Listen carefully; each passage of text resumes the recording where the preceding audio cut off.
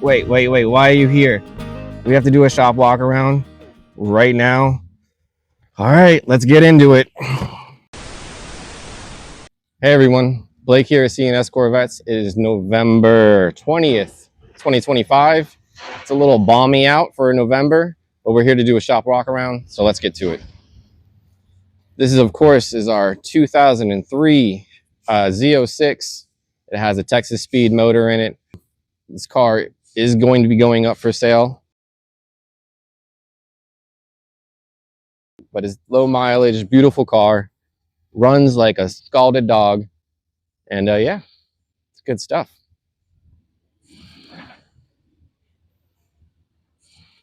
All right, moving on. Of course, crowd favorite, 1972 C3 with a 502 big block in it. Number one, we've put our blood, sweat, and tears into this thing to get it where it is now.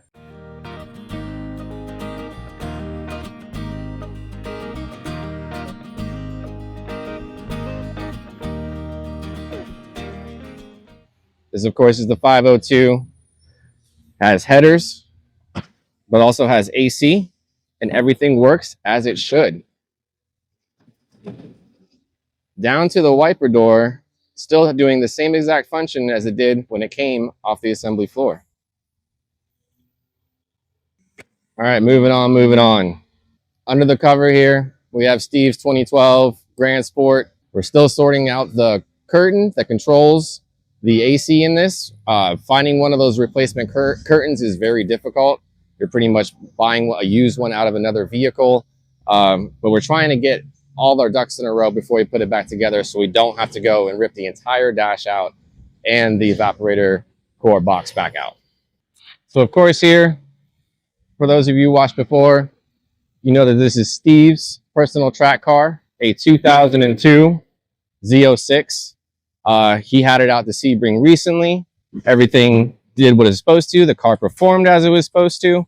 So we'll do a minor tweaks here and there, but we'll have him out ready for track day. Again, he's planning on going back out in January.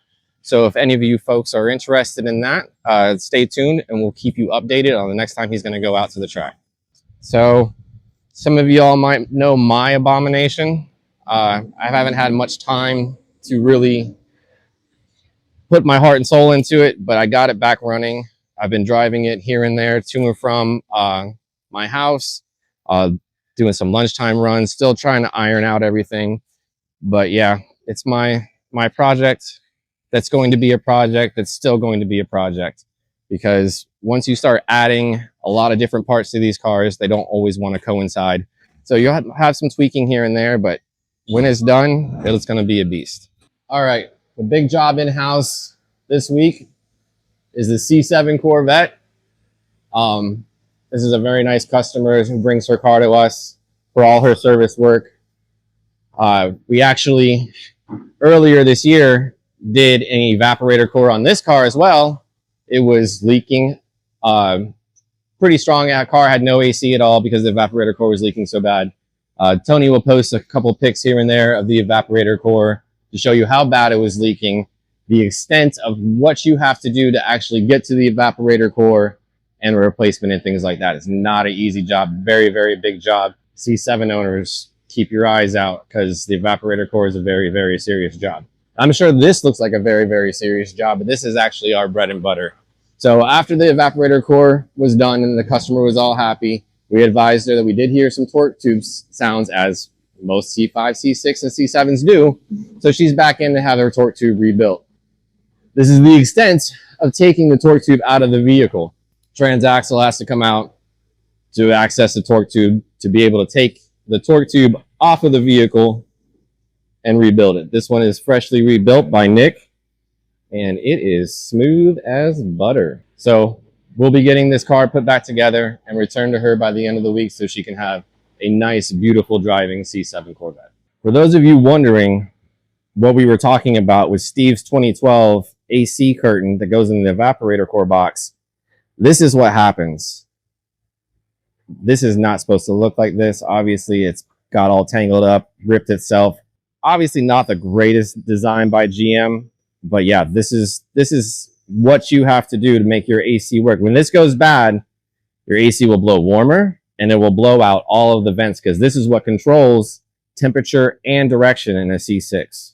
Once the mode door actuator realizes that there's a problem with this, it tells all the other actuators in the car to not perform as they should too. So this is actually a crucial part of the entire system. And finding a replacement for these is very difficult. There's nothing in production right now. You will be looking at trying to find a good used C6 evaporator core box and then removing this ribbon from it. Right now we have a donor one, but we're not exactly satisfied with it. It came out of a donor car, but there are spots where, I don't know if Tony can show, where it's already started to do the same exact thing and problem that we had with the old one. So even if you get a good used one that you think is good, it may not hold up the way you want it to. I have nothing to say.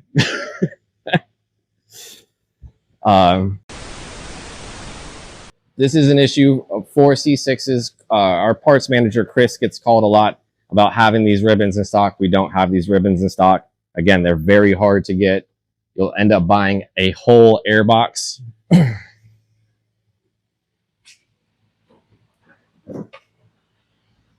Just to get that ribbon.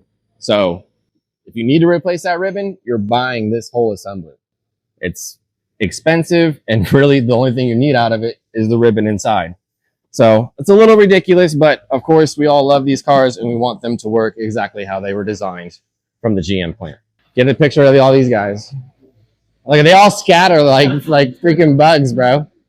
All right, everyone. So that's been this month's Shop a Rock.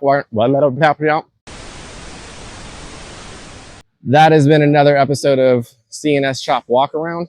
Please don't forget to like, subscribe, and comment.